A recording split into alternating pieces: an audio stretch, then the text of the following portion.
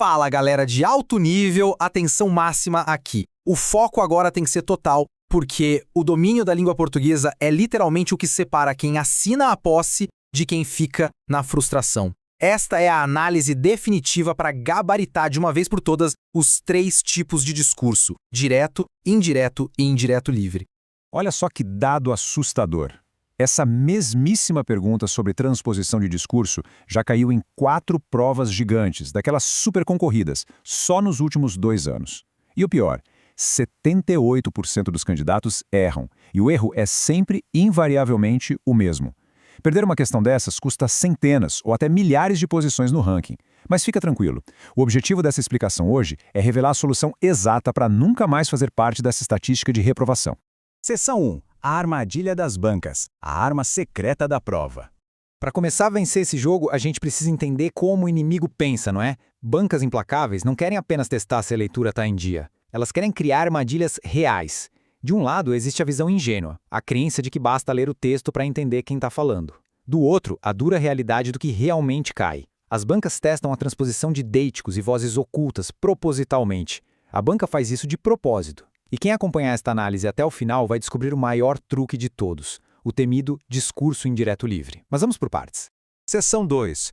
Discurso direto sem segredos, dominando o discurso direto. O discurso direto é exatamente aquele que reproduz de forma totalmente fiel, sem tirar nem pôr, as palavras do interlocutor. A chave do sucesso aqui é sacar que ele mantém os índices deíticos originais, ou seja, os pronomes, os verbos e os advérbios ficam no exato ponto de vista de quem está falando.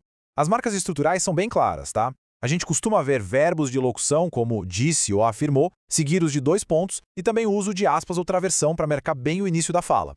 Bora ver como isso se aplica na prática. A frase é a seguinte: Pedro disse, eu não fui ao trabalho ontem. O que é absolutamente crucial observar aqui são as âncoras verbais e temporais. Presta bem atenção no pronome eu, no verbo fui no passado e no advérbio ontem. Tá vendo? Tudo está 100% ancorado no momento e na pessoa do Pedro.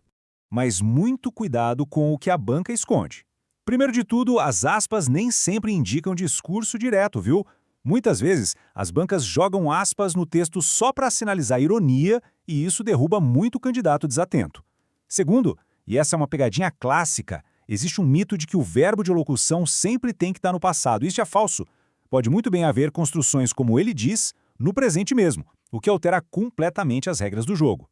Ter esse conhecimento de bastidor é o verdadeiro escudo na hora da prova. Seção 3. A transposição do indireto, a arte da adaptação.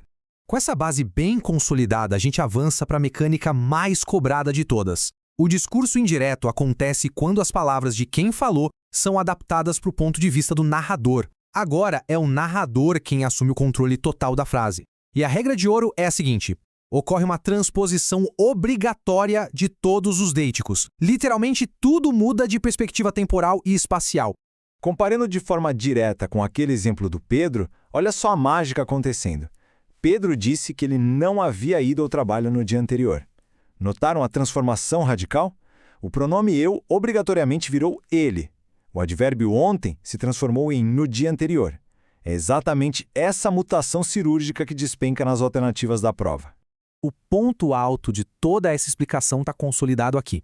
Essas são as transposições obrigatórias que precisam estar na ponta da língua. O pronome eu vira ele. O aqui vira ali ou lá. O agora torna-se naquele momento. E, por favor, atenção redobrada aos verbos. O presente do indicativo cai para o imperfeito e o pretérito perfeito desce lá para o mais que perfeito. Só um errinho besta em um desses tempos verbais, no meio de uma alternativa gigante de interpretação, já significa eliminação sumária do concurso.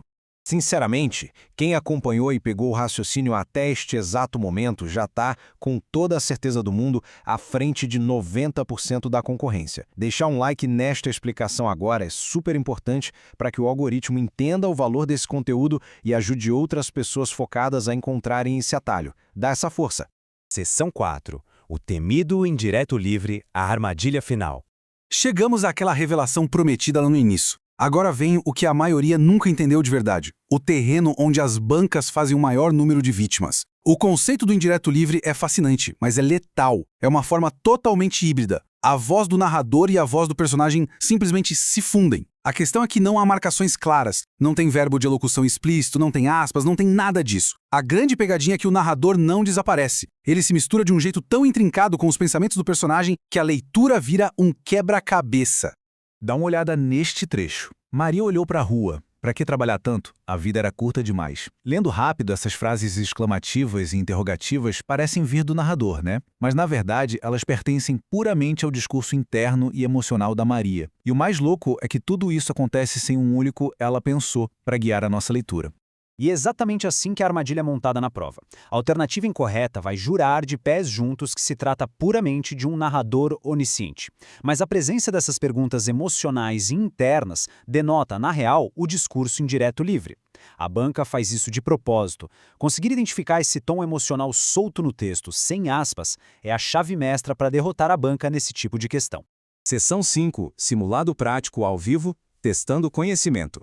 Bom, com a teoria dominada, é hora de ir para o combate real. Vamos analisar uma questão no estilo mais ardiloso possível. A banca pede a transposição correta da seguinte frase: ele diz que virá amanhã.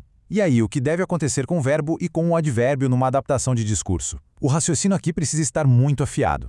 O processo lógico infalível tem 3 passos cravados. Passo 1. Identificar o tempo do verbo de elocução. Repara bem que diz está no presente, não no passado. Passo 2. Localizar advérbios idênticos. Aqui a gente tem o amanhã e o verbo virá. Passo 3. Aplicar aquela nossa tabela com rigor extremo, ajustando os tempos sem cair na armadilha de jogar tudo automaticamente para o passado distante, justamente porque o verbo principal está no presente. É um verdadeiro embate entre quem estuda certo e quem faz no automático. Seguindo esse passo a passo, a vitória é garantida. Seção 6. Mapa mental e bônus. O presente de saída. Para blindar de vez o conhecimento antes do grande dia, este mapa mental consolida tudo o que a gente viu. São 3 colunas simples e diretas: direto, indireto e indireto livre, cruzados com as regras de pontuação, verbos de elocução e perspectiva. É literalmente a síntese perfeita, projetada para aquelas revisões rápidas de véspera. Se eu fosse fazer a prova amanhã, tiraria um print dessa tela agora mesmo.